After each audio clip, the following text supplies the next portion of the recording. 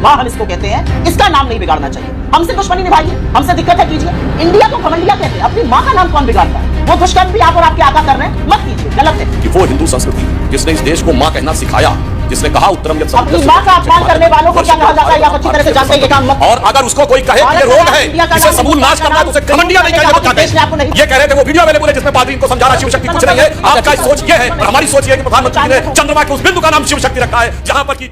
जय श्री राम दोस्तों, welcome to my debate. आज की डिबेट बहुत ही शानदार होने वाली है। आज की डिबेट बीजेपी के प्रवक्ता सुधांशु त्रिवेदी और कांग्रेस पार्टी के प्रवक्ता सुप्रिया सुनीत के बीच होने वाली है।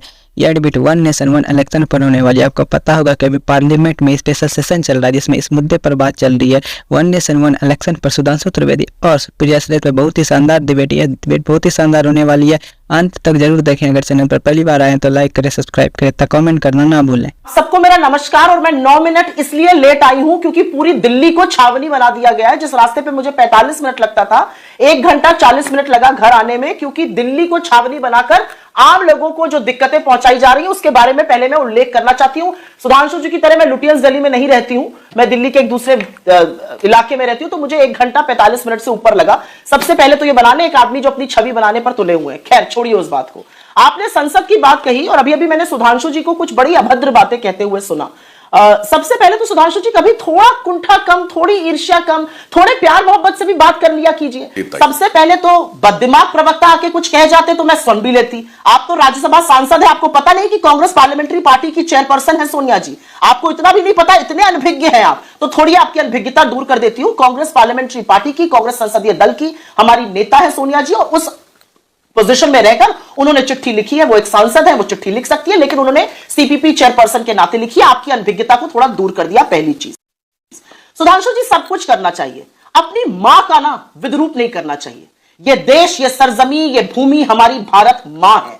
ये इंडिया, ये हिंदुस्तान, ये वतन हमारी मां हम इसको कहते हैं, इसका नाम नहीं बिगाड़ना चाहिए। हमसे दुश्मनी निभाइए, हमसे दिक्कत है कीजिए। इंडिया को घमंडिया कहते हैं, अपनी मां का नाम कौन बिगाड़ता है? वो दुष्कर्म भी आप और आपके आका कर रहे हैं, मत कीजिए, गलत है। मां के प्रति असम्मान है, मां के प्रति विरोधाभास है, मत कीजिए इस बात को। अपनी मां के साथ दुष्चरित्र की बात कोई नहीं करता। अपनी मां का नाम मत बिगाड़िए। भारत, इंडिया, हिंदुस्तान हमारी मां का नाम है, वो मत कीजिए। और सौरभ जी, आपके सवाल का मैं एक जवाब देती हूं।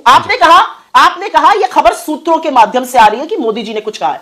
यह सरकार, आज देश का मीडिया सूत्रों के माध्यम से ही चल रहा है। सरकार के अधिकृत प्रवक्ता, सरकार के लोग नहीं बोलते हैं। आपके चैनल पर अभी मैं थोड़ी देर पहले बोल रही थी, मोदी जी ने सूत्रों के माध्यम से कहा सांसद मंत्री कैसे बस में बैठेंगे, कहा अपनी गाड़ी से। ये स्कूल, ये किंडरगार्टन के, नर्सरी के बच्चे हैं या इस देश की सरकार चल रही है?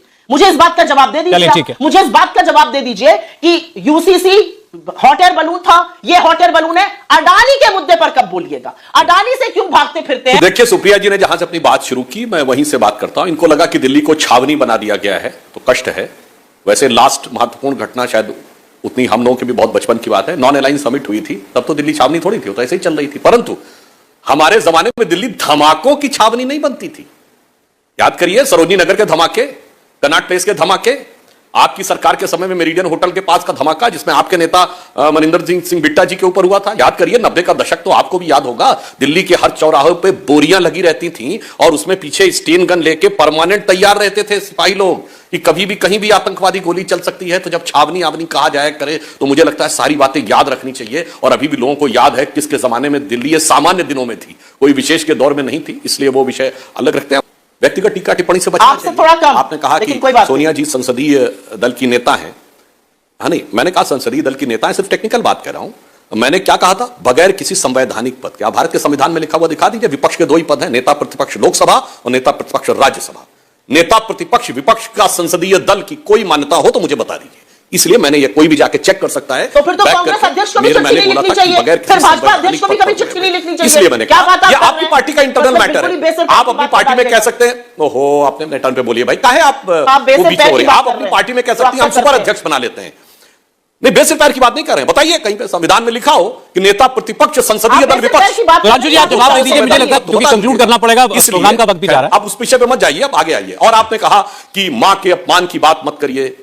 मैं विनम्रता से कहना चाहता हूं, मां तो भारत माता है, परंतु अपमान की बात में मैं कहना चाहूंगा कि वो हिंदू संस्कृति जिसने इस देश को मां कहना सिखाया, जिसने कहा उत्तरम यत् अपनी मां का अपमान करने वालों को क्या कहा जाता है, आप अच्छी तरह से जानते हैं, ये काम मत कीजिए। और अगर उसको कोई कहे कि ये रोग है, इसे समूल नाश करना है, तो उसे घमंडिया नहीं कहेंगे तो क्या कहें? अगर कोई ये कहे कि सनातन धर्म का समूल नाश करना है, इस देश को मार खाने वाली संस्कृति का नाश करने की बात कहे, तो क्या वो घमंडिया नहीं हुआ? क्या घमंडिया नेवी और घमंडिया डिफेंस कहिएगा।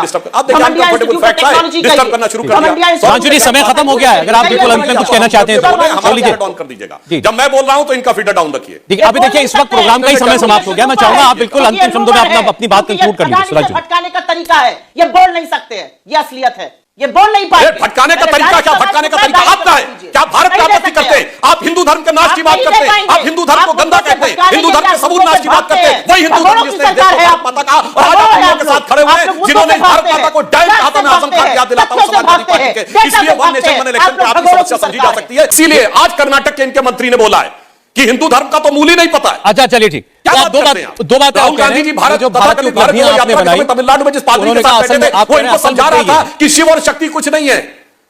अरे सुनिए तो मुद्दे की बात, पूरी बात मैं भी कर लूं मान्यवर। ये कह रहे थे वो वीडियो अवेलेबल है जिसमें पादरी इनको समझा रहा है शिव शक्ति कुछ नहीं है। आपका सोच ये है और हमारी सोच ये है कि प्रधानमंत्री ने चंद्रमा के उस बिंदु का नाम शिव शक्ति रखा है जहां पर कि चंद्रमा सर एक एक करके बात कर लेते हैं। चलिए ठीक है, आपने क्या बात कही सुधांशु, विकास हो या कल्याण हो, सब